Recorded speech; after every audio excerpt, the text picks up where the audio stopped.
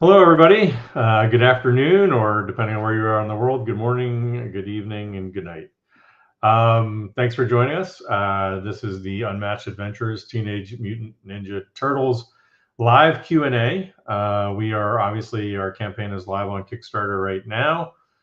We know Kickstarter is a great platform, lets us get in touch with the backers and the fans and get a lot of feedback. And that's one of the reasons we love that platform so much. But also, we wanted to do something that's a little more immediate. We know that we've seen lots of questions from all over the place, social media, Board Game Geek, in the comments, Discord, all over the place.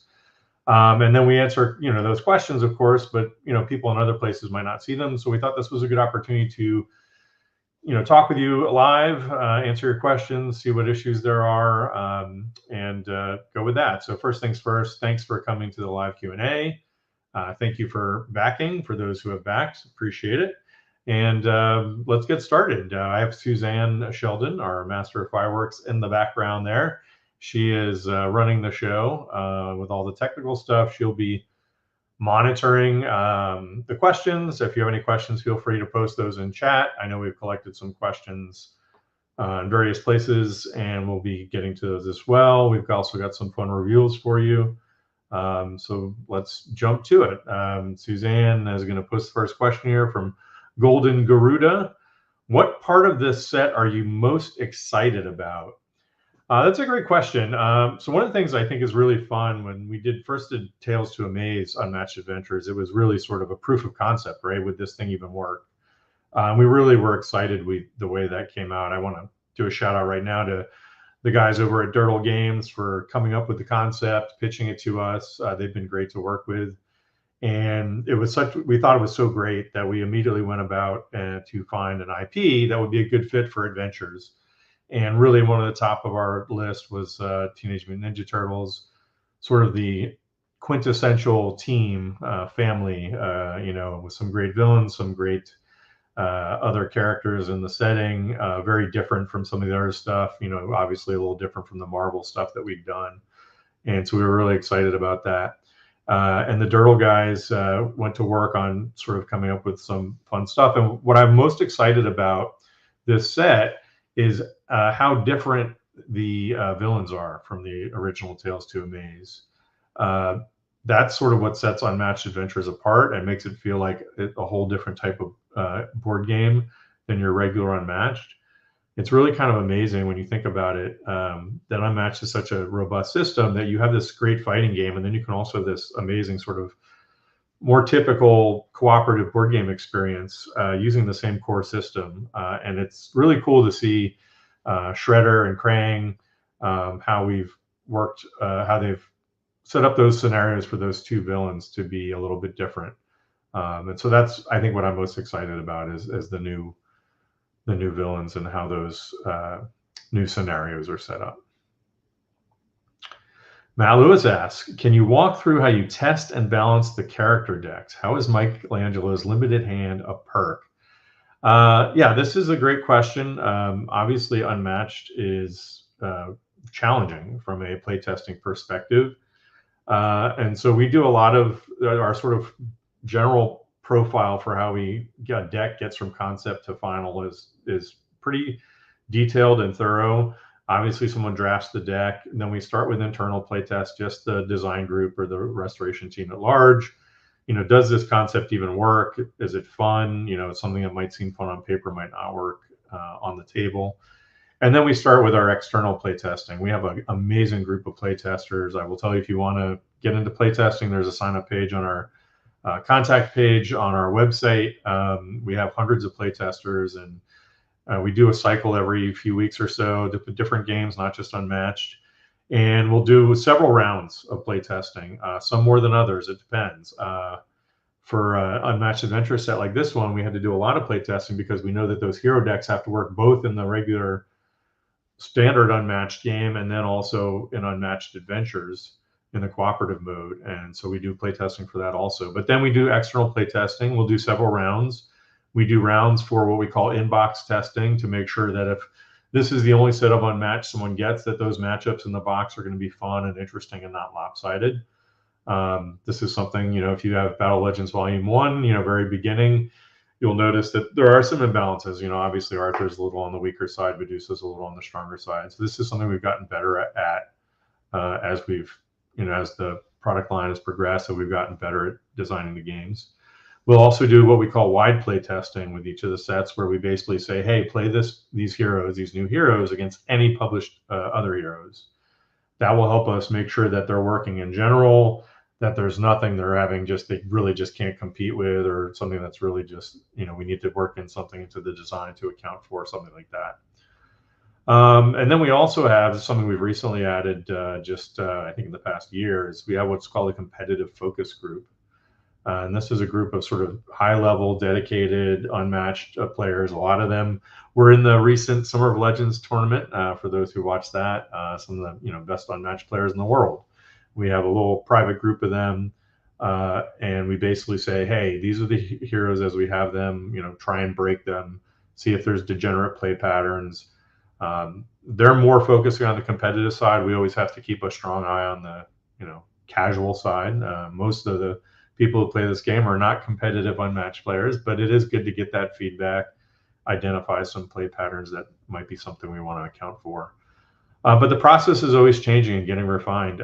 We recently started trying to work the focus group in a little earlier so that we can identify those problems and then refine the game on a more casual level. We think that's going to work a little better for us.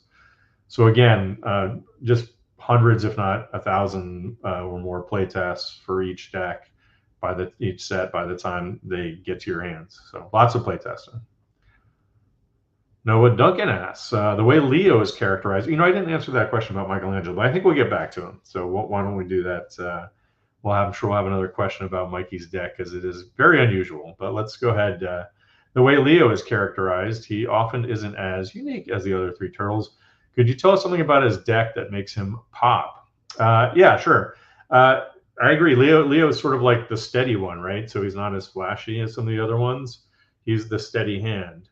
And the approach that we took with Leo was that he was sort of, and that's one of the reasons we paired him with Splinter, is that they're sort of they have a plan, they can execute the plan. So it is a hero ability, which we'll see at some point. I'm not sure if Suze has a graphic. She might put it up now for Leo. Maybe it's a good time to do that. There we go.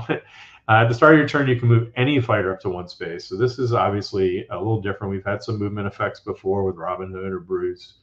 This lets you move any fighter, so including opposing fighters, teammates, and it's at the start of your turn. So this is very, very versatile. And then it lets him execute some other things. So if you look at his Fearless Leader card here, add +2 to this card's value for each other friendly fighter adjacent to the opposing fighter. And this is sort of what I was talking about before, is having them work different ways in the different play modes. So in a regular game, when Splinter and Leonardo are fighting, he can move Splinter into place if he's not there and get that +2 and turn that attack 3 into an attack 5. In cooperative mode or Team VT mode, you're talking about, you can get 2 or 3 other fighters, and that can really obviously make that Fearless Leader card a very big attack value. So that's very exciting. And then you even see, so Leonardo leads, as some of you have probably seen, we have these sort of signature cards. We've got a few cards. Actually, this is very interesting. One of the things we did is, because the turtles are so thematically tied together, we have a few cards in each set for all the turtles. So in this case, we had the Leonardo leads is from the song. Each of them has their own, and they're all have that similar art, that 3-panel art. In this case, it's again, moving friendly fighter up to 3 spaces, drawing a card so it replaces itself. But then again, getting people in position. So he's very much about positioning on the battlefield, and we've given him more tools to manage that than I think just about any other fighter we've done. Certainly in a more direct way, a less conditional way than some of the other fighters that have similar movement effects. So that's what Leonardo is all about. He's going to be an absolute beast in cooperative and 2v2 play. And then also, he can more than hold his own in regular. And then actually, I think some people have mentioned if you team him up with Oda Nobunaga, watch out. So, yeah. All right. From the Kickstarter, why the change in the villain hit point values? Yeah, this is a great question. I actually saw this one pop up. So those who got Tales to Amaze, it was just a flat 10 point per player for the villain health values. We did find out sort of as we've gotten more feedback, it's not a major deal, but there are some situations, especially if you play other heroes that aren't in the Tales to Amaze box, where if you're playing solo and you have a 10 health villain, you can really almost just defeat them in one turn. And by the same token, when you get to 4 players, the values can get a little high. So we wanted to just flatten out that curve a little bit. And so we just think it's a better, more consistent play experience across a range of heroes. And it lets us put in something where you can have some big attacks and not worry about it not being really a game. I think I saw a more extended version of this question was asking basically, do we recommend this for Tales to Amaze? You can certainly do whatever you want. And honestly, villain health is the easiest lever to play with if you're finding the game too easy or too hard for that matter. But yeah, I think it's fair to say that it's a good sort of rule to apply even to the Tales to Amaze heroes. But your own experience will dictate whether that makes sense or not, right? Like if you play solo and are doing just fine, and you're not having tough, it's not finding it too easy or too challenging, then by all means keep using those health values. But yeah, we think this is the better way, and I think as a general principle, this is what we'll be looking at going forward. Not to tell any tales out of school, but we're working on a 3rd edition of Unmatched Adventures. Slated right now to be a public domain set. We're working on a couple of villains for that, and that's the system we're using is the health system from the Turtles version. So, all right, Gary, good old Gary asked, did the community's response to Be the Villains influence your decision to do the Shredder and Krang pack? Or did you guys go into the IP with the plan to do 6 fighters? Very much the community response in general, feedback from the Kickstarter the first time around was like, oh, we want to play as, the Martians and the Mothman. And in general, so my general response to this is always like, oh, we want this hero, this hero, this hero. There's only so many heroes we can make. There's only so much bandwidth that the team has for design and production to do decks. Like each deck is a thing, right? And playtesting takes bandwidth also. Like our playtesters only have so much time as well. But we heard the feedback. So we heard from Tales to Amaze that was something people were interested in, and noticed that did carry on even after the set was released and carried through again the Discord. I know Gary was really carrying the flag for that and saw that through. And then we saw the final decks, and they're great. And so I'm still seeing people today saying, hey, you should go and do decks for Mothman and the Martian Invaders. And I say, go to the Discord and ping Gary, because they already made some really cool decks. They're not official for people who care about that, but they certainly have our stamp of approval. They're, a little bit on the more complicated side as the Discord community and the sort of the intense Unmatched community is want to do, but they're fun. So yeah. That was definitely something we listened to, and one of the things we wanted to do going in is and especially when you have an IP like this, right? Like we knew that people were going to want to play Shredder and Krang, and honestly, we're hearing now, we want to play as some of the minions. Well, again, same thing. We have to sort of draw the line somewhere, right? Like if we did 6 decks for all the minions, that'd be 6 less decks we'd be able to do on some other IP set or a public domain set down the road. So something we always need to keep an eye on. All right, Monty asks, how did you come to Mikey's ability? Oh, here we're going to get back to Mikey. Good. He's my favorite turtle, but looking from the outside, his ability seems very limiting. I'm afraid some fighters will really exploit that and make him not fun to play. Well, let me start here. There's no question that Mikey's ability is going to be very fun to play. It might be fun, there's definitely some randomness to it because you're having a smaller hand size, right? But it's just a different play style. And I was super excited. And I will say this, it took us a long time to get his deck quite right. Went through many, many iterations, more than the other turtles. We put a ton of work into it, and I'm really excited with where it ended up. So Suze obviously has some of this reveal on the screen. You can see the cool card back. And it's Pizza Party. After you attack or scheme, draw a card, you're starting in maximum hand size is 3, which sounds bonkers, right? And it is bonkers, but in a very fun way. And one of the cards I wanted to make sure we highlighted was this guaranteed delivery card, which is a fun little So this art by Heather Vaughn, by the way, amazing artist on this whole set. But guaranteed delivery immediately. You may put a card from your hand on the bottom of your deck to cancel all effects on your opponent's card. After combat, if your hand is empty, draw 2 cards. And so one of the ways we've tried to sort of manage this is give him a lot of options for hand management. So he doesn't have a big hand or hand manipulation maybe. So he has lots of ways. He has several effects. This was the cool one. I know a lot of people like conditional cancels or things like that. And this is one of the coolest ones we've ever done. Taking a hand and putting it on the bottom of your deck to cancel effects. But then after combat, if your hand is empty, you can draw 2 cards, which is an amazing effect, of course. And so one of the things we wanted to do is give him the ability to say, oh, this is my second action. I don't have any defenses. I've got 1 attack card in my hand. I don't need it right now. You play guaranteed delivery on defense. Maybe it's the other, or on your second attack. You shove your other attack card on the bottom of your deck, and you're drawing 2 cards, and you're likely to draw either a defense or a versatile going into your opponent's turn. So we actually have this sort of effect of letting him take cards from his hand and put them on the bottom of his deck to either draw cards or gain actions, which he can then use to draw cards, obviously. And then if you look again just at his basic ability, he's constantly cycling through his cards. And so it's really just about deciding when the hand is good enough that you can sort of really relinquish the initiative back to your opponent, or do you want to keep trying, use another action or something like that to try and squeeze out some more damage, or maybe shape that hand a little better.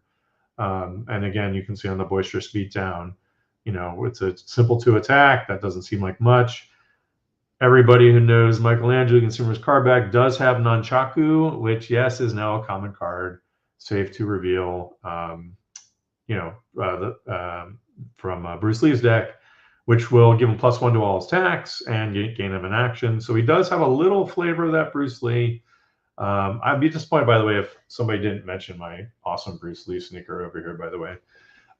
So anyway, he does have a little bit, some action chaining and, a series of attacks. So he's actually a lot of fun to play, and I'm looking forward to people giving him a run. Some people are going to play killer with him, I'm quite sure. Paladin Scythe asks, how did you come to the decision to produce a pack of minis for the minions and sidekicks? It's very cool, but not something that normally occurs in the Unmatched line. Yeah, sure. But of course, Teenage Mutant Ninja Turtles is not something that normally occurs in the Unmatched line.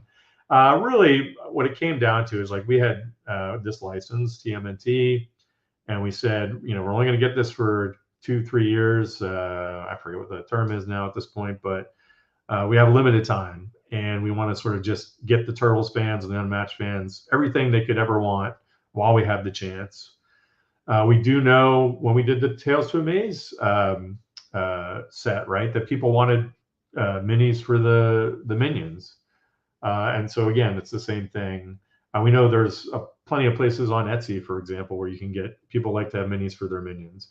Well, we wanted to do that for this set as well. And we also, when we did that, we knew we were doing the villain hero decks, so we wanted to give alternate sculpts for that. And everyone was going to be there except the Turtles. We're like, this is nuts. Let's do some fun alternate sculpts for the Turtles. People can pick their favorite sculpt, So we have some cool alternate Turtle sculpts as well. And it's really just an opportunity to give the Turtle fans and the Unmatched fans something that they wouldn't otherwise have had. Obviously, it's completely optional. If you just want the game, that makes perfect sense. And we also honestly thought there might be some people who maybe they're not Unmatched fans, but they're Turtles fans and they would love to paint these because the sculpts are awesome. So that's a distinct possibility too. Seasonal Dragon asks, was there any reason for the sidekicks each character got? Yeah, I mean, we tried to sort of pair them up, obviously, in a way that worked thematically within the IP.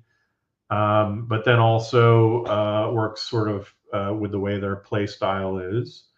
And then we wanted to get as many characters into the game as possible. That's the reason why we also have the allies and henchmen. There were lots of characters like, we want, Karai to be in there or, whoever, and things like that. So the way we worked out the sidekicks was sort of like, there were a couple that were pretty sure, Raph had to be with Casey. That seemed obvious. And then, sorting the other ones out. And then sort of the last one that made everything fit really well was Donatello getting Metalhead, which is a cool sidekick and really works with his deck, obviously focusing on these gadgets. And so a lot of it's thematic, and then some of it is sort of mechanically play style, how that works for that. So yeah, I think they ultimately that lined up pretty well, and I was pretty happy with that. So all right, Potato Chap says, can we have some info on how Krang will work both as a villain and a hero as he utilizes a die? I believe that is correct. He does utilize a die. So when we designed the villain, he's such an odd character in the best way. He's alien in every sense of the word. He's fun, he's funny. And so we just wanted to take advantage of that. A die seemed really appropriate.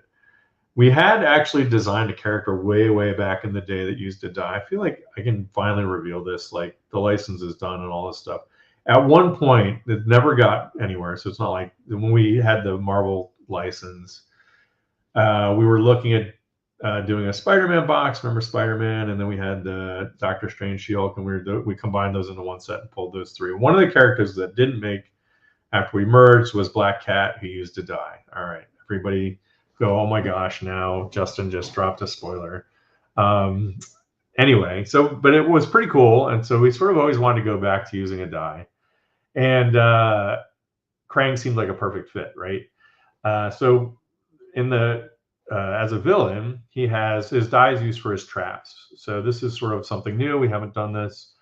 You're in the Technodrome, and he's trying to bring Dimension X into Earth.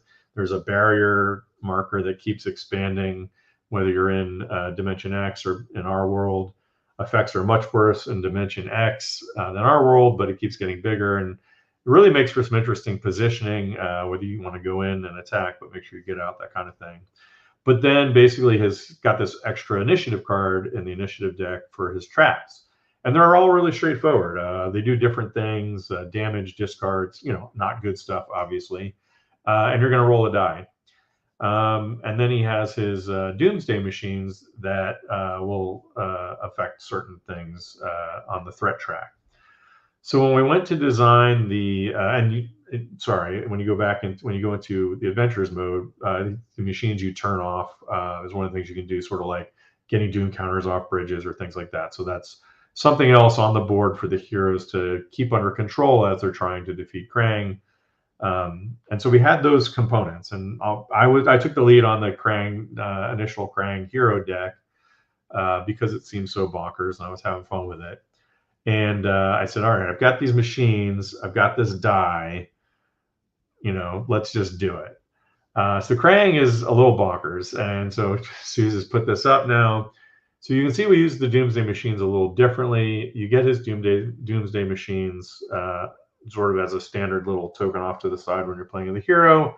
One machine starts active, and then whenever you roll the die, you can always flip an active machine and add to re-roll the die. But then his move is only one. I think this is the first time we've ever done this, right? This was another one, by the way, similar to a hero that we had designed before, had a move value 1, didn't quite work too well, or didn't quite make the cut. Anyway, long story short, something I always wanted to go back and revisit. And so Krang obviously has a move of 1, but he gets +1 to his move value for each active machine. So when all his machines are active, he's actually got a move value of 4, which is also kind of bonkers. That's kind of the theme for Krang. His deck is pretty wacky.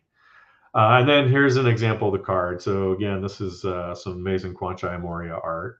And this is some molecular amplification unit. Immediately repair machine. During combat, increase the value of this card by die. So we will have a little die icon there, which will show you whenever you're resolving that effect and that icon is there, you roll the die, and whatever comes up is the answer. Now, I should point out, importantly, the die only goes 1 through 5 and has an X on it, which is a 0, basically. So in this case, this can be from a 2 to a 7, versatile 7. Again, bonkers. But if you roll that 2 and you roll 1 or whatever, you're not happy with it, you can flip that machine from its active side to its inactive side and re-roll the die. And if they're all three are active, you can do it 3 times. So really get what you want. We've got some wacky stuff in the deck. Some of his boost values have a die icon instead of a boost value. You don't know what your boost value is until you use it. And then there's one thing I'm not even going to spoil. I want to spoil it so desperately, but I'm not going to. There is a crazy effect in this deck that we have never done before that I think will probably cause more arguments than anything else. And I couldn't be happier about it. So I'll just leave it there. Gary knows what I'm talking about. And so some of the other people. So, but it's fun. It's just a fun deck. I have no idea how competitive it's going to be ultimately. He's fine, like, in terms of the competitive scene. But he's just going to be a blast to play. All right, Matt Lewis. Card art is fantastic, as always. Anything to share about the amazing artists you work with? Sure. Yes, they're all amazing in terms of their ability. They're also all great to work with, especially, you'll see some of the people we've worked with multiple times. Oliver Barrett, Zoe Van Dyke, Heather Vaughn, Quan Chai. I don't want to leave anybody out. We could go on and on. The reason why we keep going back to them is they're great artists and great to work with, and great people. And that's one of the things I honestly love about this job. If I can do a little side, little detour, so many great people in this business, and the artists are among them. And it's easily one of the most exciting parts of my job. Are you kidding? I get to work on turtles and get to, say to some artists, make a really cool picture of Krang, and they come out with that. Like, that's amazing, right? And I think also I have to mention, obviously, the people on our team. We have Ian Reed, Lindsay Davio, and Jason Taylor. Really just working with those artists to come up with the best result, the best final result. One of the things I was really excited about with Turtles, it's pretty unusual, I have to admit. When we got to work with Paramount on the Turtles, and they're like, well, what do you want to do? Do you want to do, the comics, the cartoons? And like, we want to do all of it. Now, some of that's practical, honestly. If we had one artist trying to do all the art in this set, it would take a year just to get the art done. There's so much art in this deck, in this set, even more than in Tales to Amaze. But also what it does is just like Unmatched, right? Like, if I can take these two fighters that are completely different, like Shakespeare and Bruce Lee, and I can make decks for them and they can fight each other and it can be fun and interesting. The same is true with the visual design of the game. And so I think that's one of the things about Turtles is they've had such a rich history going back decades, from, kids cartoons to very serious, dark and gritty comic books to movies and video games and things like that. And we just really wanted to celebrate the breadth of that media. And so it was a great opportunity for us to obviously work with some of these great artists, but also artists who could really evoke one of those facets of that property. So, Carrie Randolph did the art for Raph, and it's super gritty and the black and white with a pop of color here or there, just amazing. And then you've got something completely different, like Heather Vaughn doing Mikey's deck, which is sort of her classic, like, teenage vibes. She obviously did the Buffy set and has done some other, Teen Spirit and things like that. She just has a playful and youthful spirit to her art, and that's what Mikey's all about, right? Whereas Utah did the Leonardo stuff, and it's sort of classic and beautiful, and that's what I love so much about this set. You could literally just open the box and just take your time going through every one of those cards. One of the first things, go off a little tangent here, we got some time, right? When we started Unmatched and I was pitching it I was talking to Mondo when we were partnering with them at the very beginning. And one of the things I said is, we want every card to be a picture and every deck to be a gallery.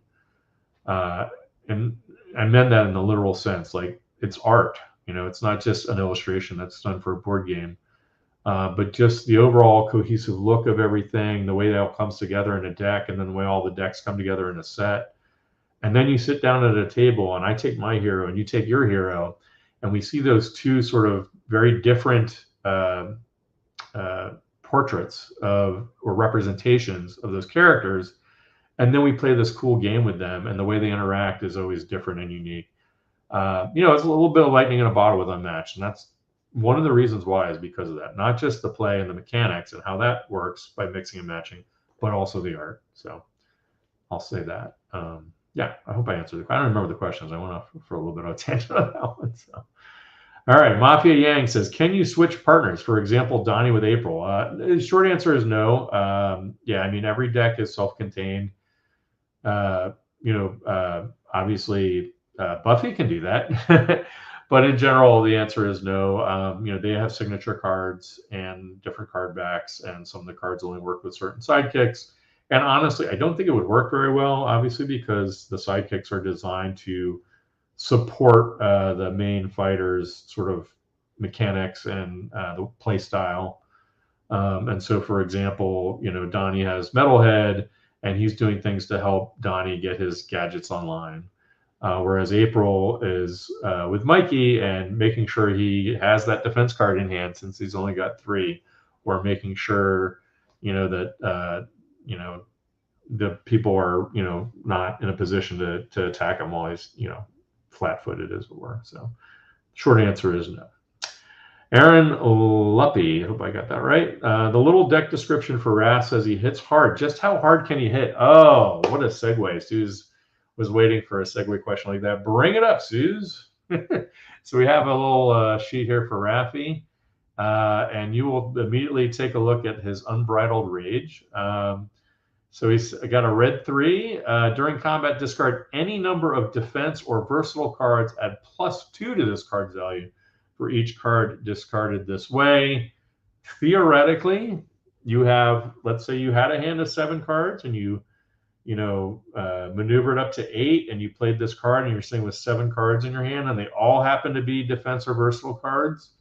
That's a 17. I don't think that's very likely or realistic, but it is possible, I think. Maybe he doesn't have quite that many. He does, I'm pretty sure. Anyway, yeah, short answer is extremely hard. Yeah, and you see also his ability. I can't remember if that's one revealed or not, but each of his turns, the first time he loses combat, he gains an action. He hates to lose. And then I know something that's going to make all the competitive players blush. The recursion, a versatile 3 that keeps going back in the deck. Yes, you draw a card, so you're not gaining cards in the deck, but a versatile 3 that he can keep bringing back, that's pretty wild. So yeah, Raph is going to be a tank. He's going to hit very hard.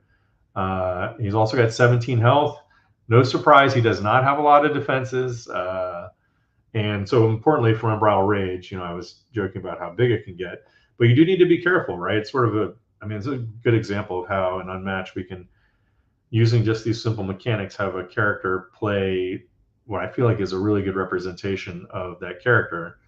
So Raph, yes, he can throw away all his defenses to hit you for a 12 or something. And then he's got no defenses, and he's not likely to get many more. And so you really have to be careful and decide, are you going to give over to that rage and throw away all your defenses, or are you going to play a little smarter and maybe hold back 1 or 2 just in case, especially, just the way it plays out. Casey supports that. He's got a couple of nice chunky attacks too. He's ranged. He's hitting people with hockey pucks and whatnot. So yeah, Raph is a fun character to play for sure. If you like to go aggro, he is your guy, no doubt about it.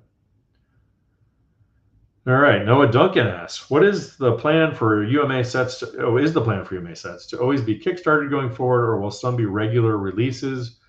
Would you ever Kickstarting a normal set to include add-on goodies? Yeah, that's a good question. A Kickstarter for us is something that is an opportunity for us. So I love Kickstarter for a variety of reasons. One, it does give us an opportunity to do some things we wouldn't otherwise be able to do. It also lets us communicate with the backers and fans. So we're getting a lot of feedback before we go into that final production. That's always super useful. So yeah, and we obviously can't run too many, and it's a lot of work. It's a ton of work on the team. So we generally look to run like 2 Kickstarters a year, roughly. And as for Unmatched, that is something we would consider for an Unmatched set, and I could see going either way. So for example, I mentioned we're working on another Unmatched Adventures set. that is public domain, the plan would be to do that in regular distribution and not do that in a Kickstarter. That said, there is also a license that we are looking at for a future regular Unmatched set or sets. And the plan then most likely would be to do a Kickstarter, even though it's a regular Unmatched set, but to do as a Kickstarter. So again, like we did here, leverage that so that we can get more things to the fans of that IP. So, just as we wanted to do some extra minis or, alternate art or sleeves or, there's other things that we might be doing for that IP that we wouldn't be doing here, but that's something that we would definitely look to do in the future, possibly. Tommy Miller asks, would it be possible to get new health dials to come with those minis? So I think the only one that really makes sense for, I think what you're asking about is for Shredder and Krang as heroes. This is a perfect example, right? Like, this is one of the things I like about Kickstarters. We heard a lot of feedback. This is not something we thought people would think too much about, but people want health dials for when you play a Shredder or Krang as a hero. And so I'm happy to report that that is something we are looking at doing. We should be able to do that. We are getting the logistics right now. It's something we should be able to announce before the end of the campaign. But the expectation is that we will be doing health dials for Shredder and Krang for heroes, hero health dials. We obviously are not going to do health dials for the other people in that box. They already have their own health dials. But yeah. So, yep, that is, like I said, that's part of the feedback we like. And yeah, we'll be looking to do that. So I'm excited about that for everyone. Golden Garuda asks, how did you come up with the ability for Donnie? So yeah, Donnie obviously does machines, right? And this is actually a funny one. I've mentioned before, I'm probably not widely known, but again, when we had Marvel, I'm a big Punisher fan. I wanted to do a Punisher deck. I had designed a whole Punisher deck, and then we were told, Punisher is not so great right now, so please don't do that.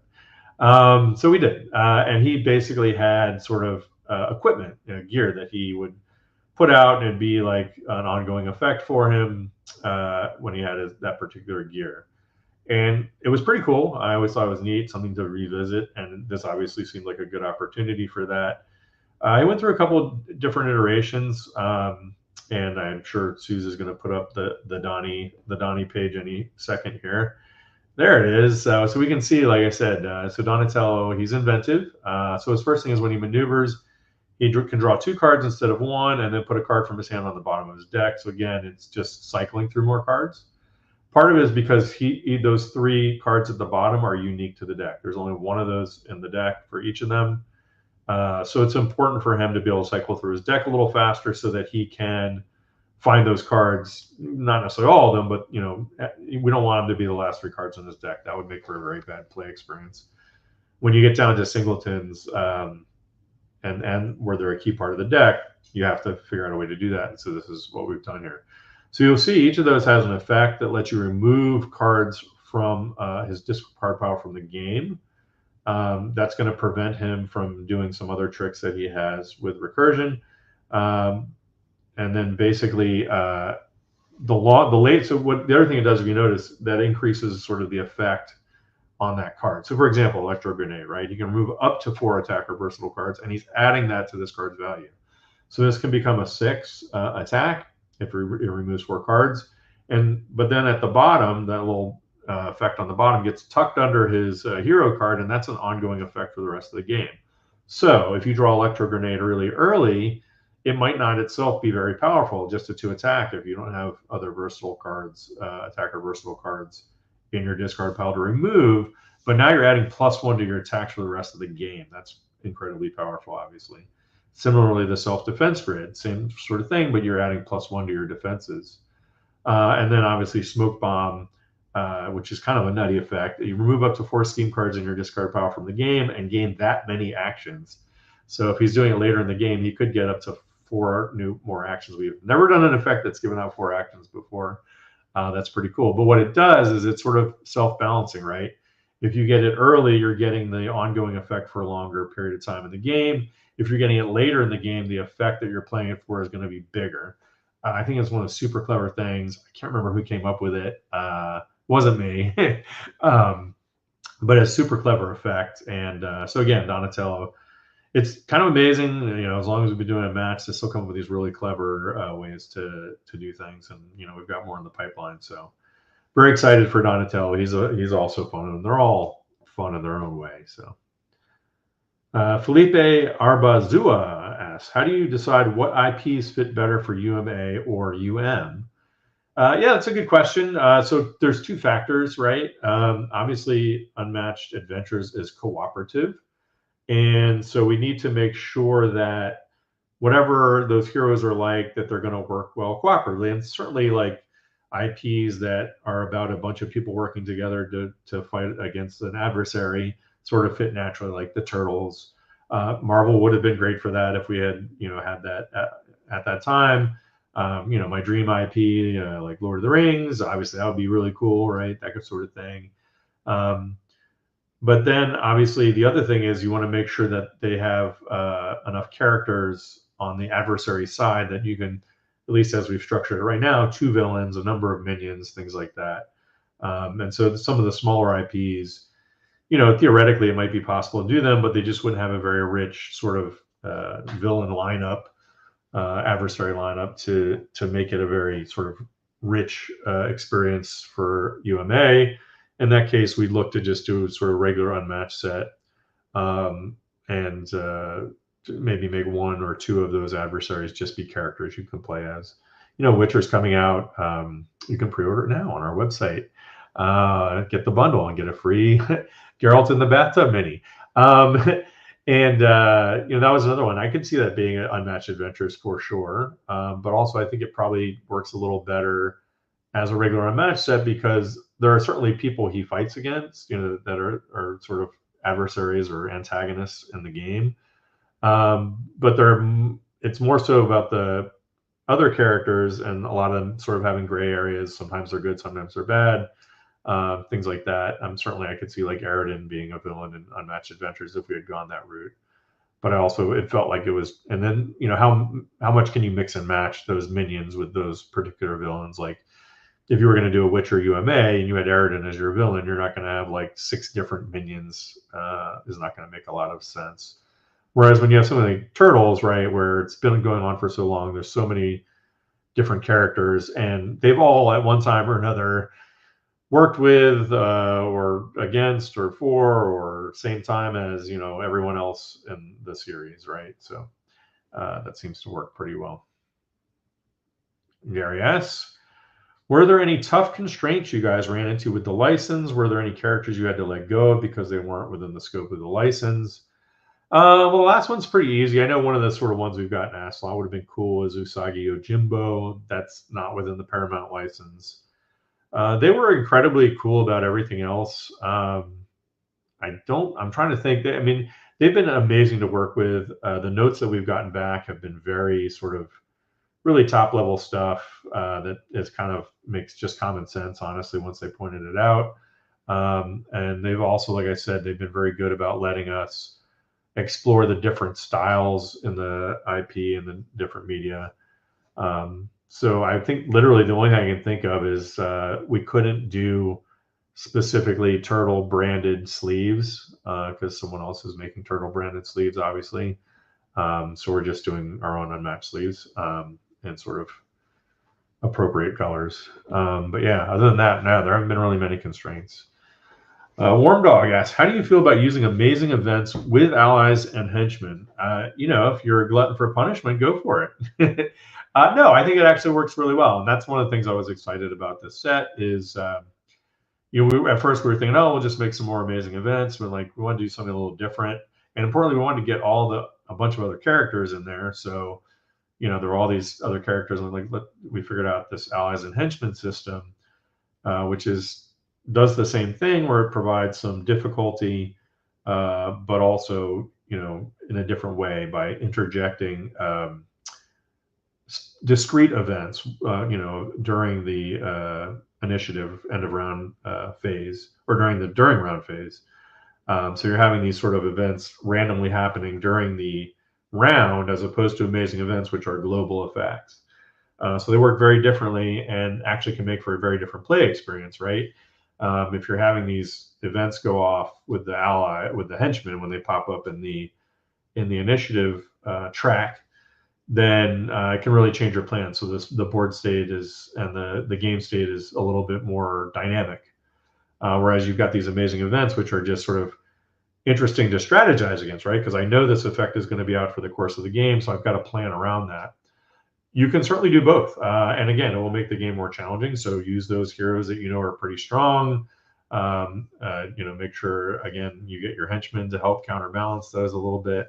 And I think for the people who have, are very good at Unmatched Adventures, I've heard some people using, a bunch of amazing events, not just, 3, but more than that. I think someone's trying to do all of them. I don't know if they've done it or not, but for those people, certainly mixing some combination of amazing events and allies and henchmen would be a fun way to go to make a challenging game. So yeah, I think it'll be fun. I'll try it for sure. Chad Stilson asks, have you heard the push to get Mothman and Martian Invaders hero decks? Is this possible in future expansions? The short answer is, well, there is no short answer. Let me say this. One, this was not something we thought people would really be interested in when we did Tales to Amaze. We heard, obviously, that's why we have them for Krang and Shredder. But that carried through. So afterwards, people, if you're not on our Discord, hopefully you're on the Discord. If not, Suze can probably post a link in the chat, or it's not too hard to find. And just ping Gary. Gary carried the flag for this to make these. I mentioned earlier in the stream, these hero deck versions of Mothman and Martian Invaders. They're great. And for us, what it always comes down to, right, is like making a deck is not easy. It takes time, development time, and all that, plus the art and everything like that. And so for us, it's always an opportunity cost, right?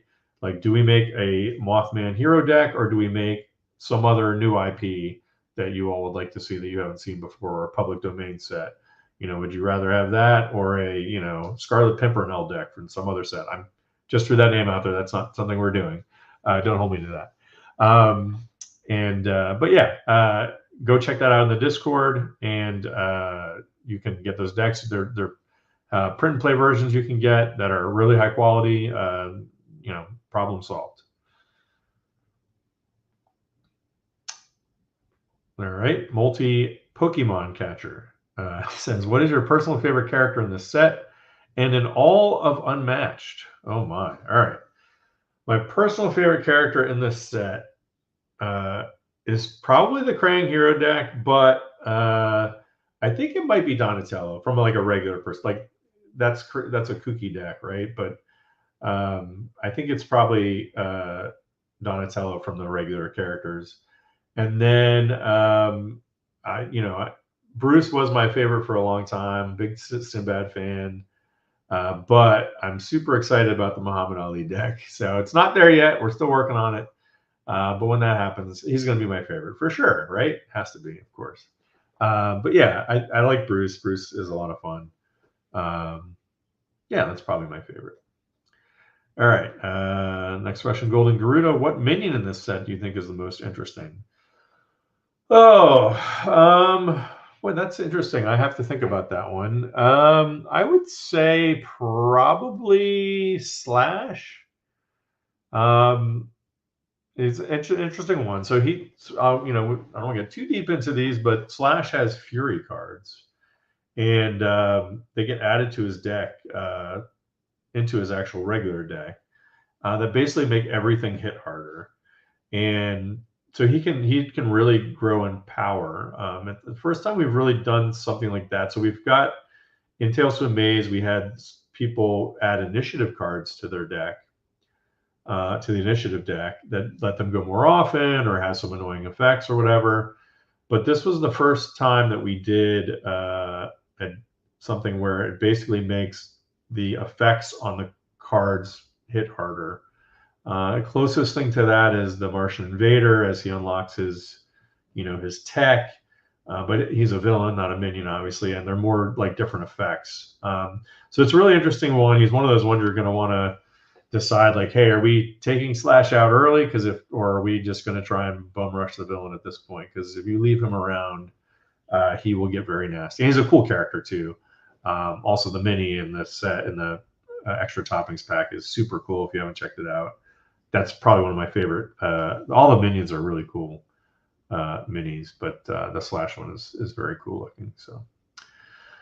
Corey 13 says, what was your reasoning for having not solo heroes in the set outside of Krang? So mostly because the main reason is we just wanted to get as many characters into the set as possible. Anyone we left out, we would have had to find to put them in somewhere. And the closest we probably would have done is have them sort of like, I could see Donatello, for example, not having Metalhead as an actual minion, but having him show up on some of his cards. But again, we just really wanted to get as many characters as possible into the set. And that's a great way to do that. So kind of a no-brainer for us. Ethan, assuming that the Foot Clan are indeed part of Shredder's hero deck, will they behave like Sattler's Insight or Invisible Man's Fog? Boy, I don't want to give too much away. The short answer is no. There's something very different. For starters, there's a lot of them. I think there's like 24 in the adventure set. I don't think you need all of those for his actual hero deck. And am I right? Are we putting up a graphic for this? I don't know. Maybe. Oh, we are putting up a graphic. Okay, good. I couldn't remember. So you'll see this is Shredder, a little bit of a reveal for Shredder as a hero. 15 health, move 3 melee fighter. And you see his Master of the Clan. At the start of your turn, deploy a foot soldier to a path adjacent to a friendly fighter. You may attack opposing fighters adjacent to foot soldiers. If an opponent boosts their maneuver, they may remove any foot soldiers their hero moves through.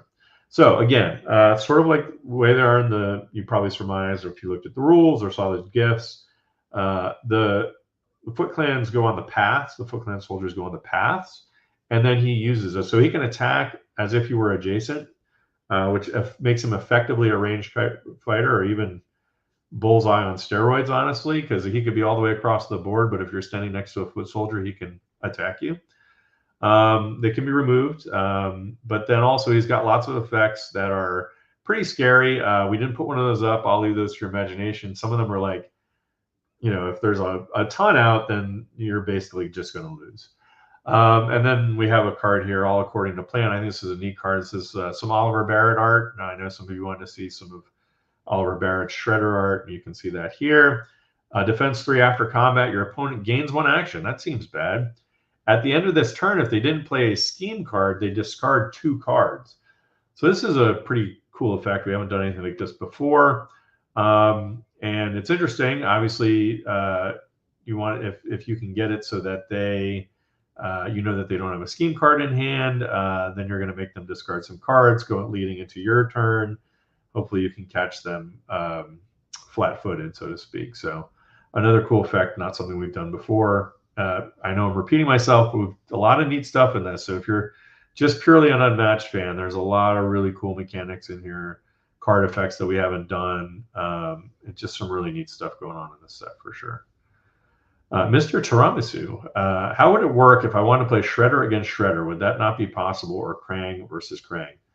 I assume you're saying, maybe I should assume, we were talking about Shredder as hero against Shredder as villain.